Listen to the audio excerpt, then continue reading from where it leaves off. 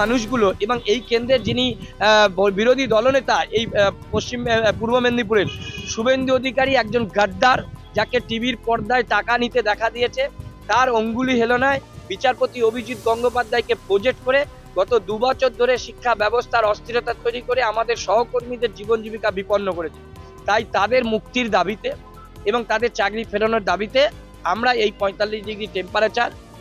আমরা অবস্থান বিক্ষোভ করছি 7 দিন এবং 6 দিন আমরা অনশন কর্মসূচি করছি। এবং আগামী সোমবার আমরা হাজার হাজার চাকরিচ্যুত যারা তাদের পরিবারকে নিয়ে